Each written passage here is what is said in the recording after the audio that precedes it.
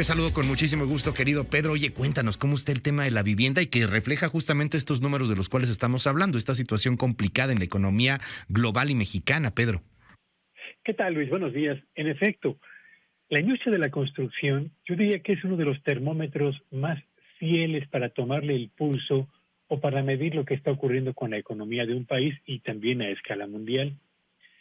Y es que en lo que a la industria de la construcción se refiere, cuando la inversión privada, pero también la inversión pública, pero además la inversión extranjera empiezan a retroceder, a debilitarse, a posponerse o de plano a cancelarse, es justamente el sector de la construcción el primero en reflejar ese cambio en la percepción de los empresarios, de gobierno y de inversionistas extranjeros. Y en el caso de México, vale la pena seguirle la pista a la construcción de vivienda, que afectada por el aumento en los precios de materiales de la construcción, más el incremento que han registrado las tasas de interés, más la desaceleración en el otorgamiento de créditos hipotecarios, más la incertidumbre de familias o personas en torno a la permanencia de las fuentes de ingreso o del empleo, pues ha provocado que la construcción de casas en México atraviese por su peor momento en los últimos 10 años. Cifras del Registro Único de Vivienda, Luis Auditorio, indican que en el mes de julio solo se alcanzó a registrar poco más de 10,000 viviendas, lo que significa una caída superior al 47% respecto al monto de registros que se realizó en julio del año pasado. Estamos frente a un mínimo histórico para un mes de julio desde que comenzó a registrarse este indicador, es decir, desde el año 2013. Y si hacemos el comparativo de los registros entre enero y julio de este año, pues estamos frente a una caída del 38% respecto a lo que se registró el año pasado y 28% debajo del nivel acumulado en los primeros 7 meses del año 2019. ¿Cuáles son las viviendas que están registrando los números más negativos a este respecto?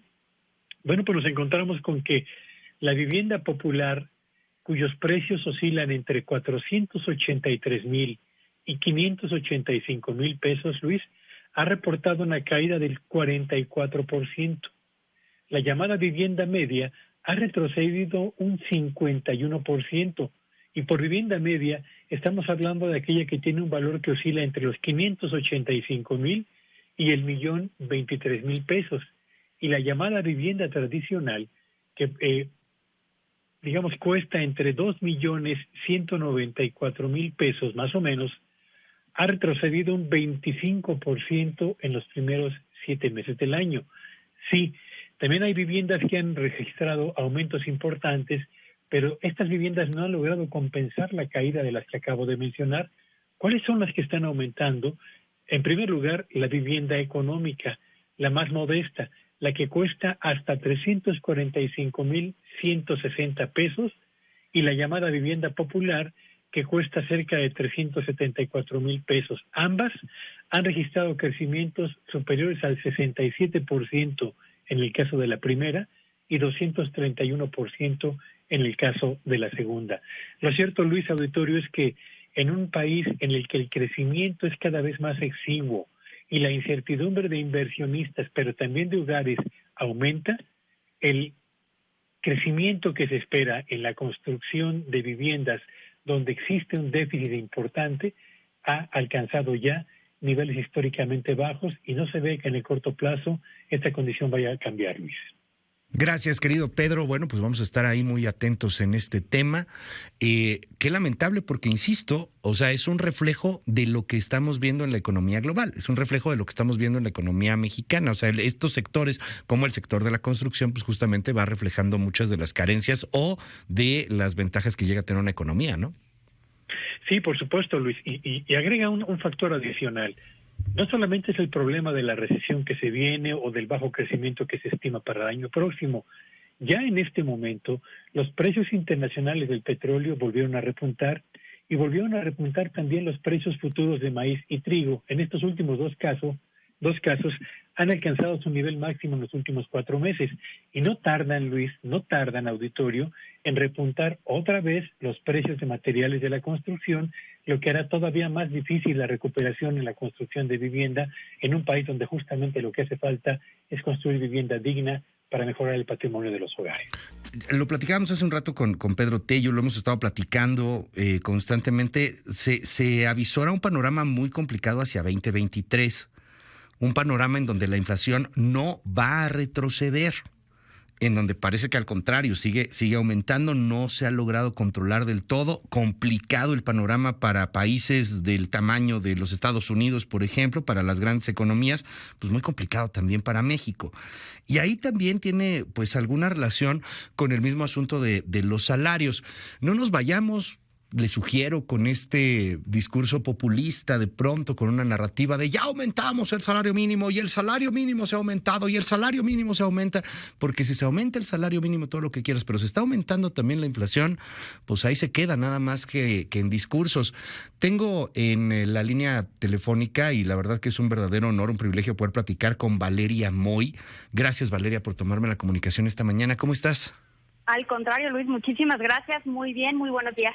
Oye, cuéntanos un poco sobre esta relación inflación, salarios, y bueno, pues está revisando a ver cuánto sube el salario mínimo, pero pues a final de cuentas, si sigue subiendo la inflación como va, parece que terminamos perdiendo, ¿no?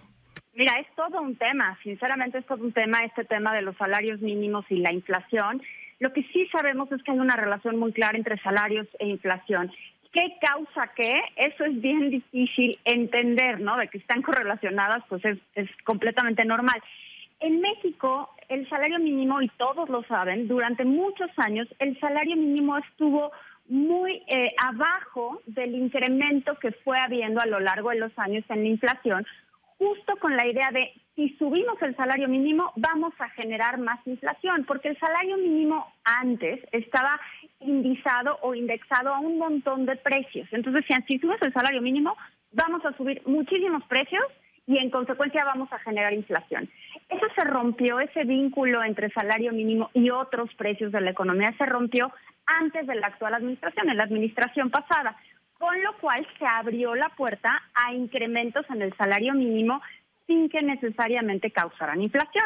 Y así durante los primeros años del sexenio de López Obrador, pues ya vimos incrementos en el salario mínimo, que hay que decir que eran justos y necesarios, porque el salario mínimo llevaba aplastado, eso es literalmente la palabra, durante muchísimo tiempo.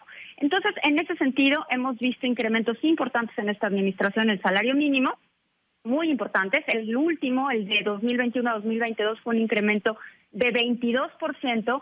Y mira, pues la verdad es que sigue, cuando uno ve el valor del salario mínimo, pues me vas a decir, oye, pero eso pues habrá subido todo lo que tú quieras, pero de cualquier manera es bajísimo. Son 172 pesos con 87 centavos al día en la zona normal, no en la zona de frontera, y eso lleva el salario mínimo a 5,255 pesos en términos mensuales. Si me preguntas una opinión, me parece verdaderamente bajo. Ahora, hay un tema importante. Por un lado, el salario mínimo, ¿quién lo gana, Luis? Pues lo ganan en realidad los que tienen un empleo formal, porque los que están en la informalidad, pues para los que están en la informalidad no hay salarios mínimos, no hay prestaciones, no hay seguro social, no hay vacaciones, no hay te enfermas, pues no hay nada, no hay ninguna prestación. Claro. Y en México, más de la mitad de la población ocupada, es decir, más de la mitad de los trabajadores, lo hacen de forma informal. El que suba el salario mínimo no quiere decir que beneficie a absolutamente todos los trabajadores del país. Lo que sí sucede es que el salario mínimo se vuelve una especie de precio de referencia. Si sube el salario mínimo, irán subiendo los salarios de otros trabajadores e irá subiendo todo el efecto salarial en toda la masa salarial de trabajadores del país. ¿Qué pasa durante los primeros años de la administración de López Obrador? Tienes incrementos importantes, muy importantes en el salario mínimo, en una época que no es inflacionaria. Y en ese sentido, pues no generas más inflación, ¿no? O sea, para decirlo en términos muy sencillos, rinde ese incremento, ¿no? Porque no tienes, imagínate, sube el salario mínimo 22%, cuando la inflación había sido, 3%, pues sí notas una diferencia importante, ¿no? Claro. ¿Qué pasa ahorita? Pues estamos viviendo un momento inflacionario importante, 8.70% de la inflación de septiembre, concentrándose en alimentos, Y ahí sí ya tenemos un tema bien importante, porque el chiste es cuánto más puedes subir el salario mínimo sin que este te genere inflación. Y ahí es donde va a venir la negociación salarial de la CONASAMI y de los sindicatos, porque te apuesto que todo el mundo querrá un incremento en su salario, no únicamente en los salarios mínimos, para recuperar el poder adquisitivo que se ha perdido durante este año. Y si eso empieza a suceder, y yo entiendo, de verdad entiendo las ganas que todos tenemos de que nos suban el salario, pues bajita la mano lo que lo perdimos con la inflación. Sí, claro. Pero imagínate si esto pasa en absolutamente toda la economía, pues los empresarios, los productores, ¿a quién le van a pasar ese incremento salarial si a ellos les suben el costo? Pues le van a pasar consumidor, el ¿no? costo a los precios. Sí, Y entonces volvemos a tener inflación. Y entonces entras en este fenómeno que los economistas llamamos una espiral de precios y salarios, ¿no? Okay. Donde vas como correteando, los salarios suben y luego suben los precios y entonces nunca vas a alcanzar.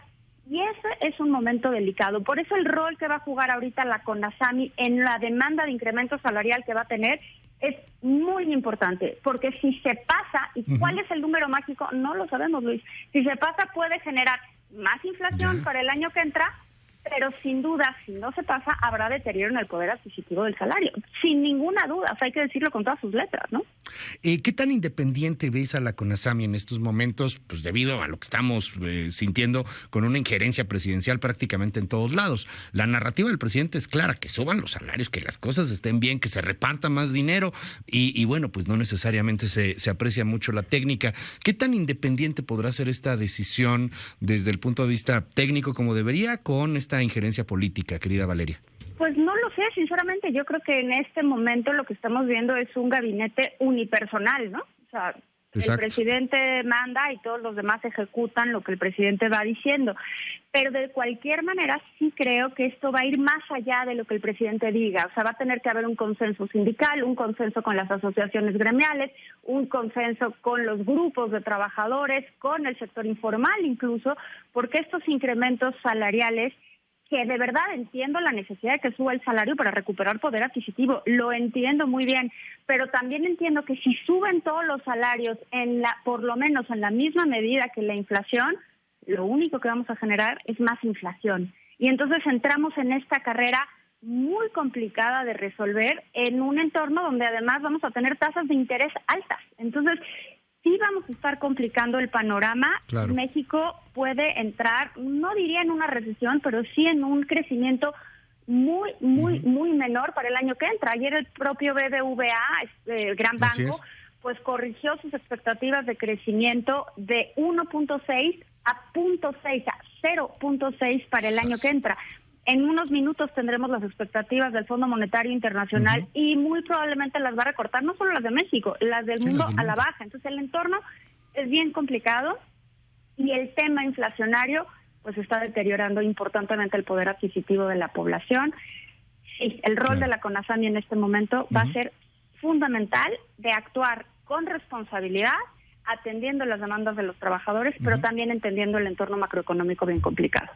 Valeria Moy, te mando un gran abrazo. Muchas gracias por tomar la comunicación. Al contrario, Luis. Gracias Gracias a ti.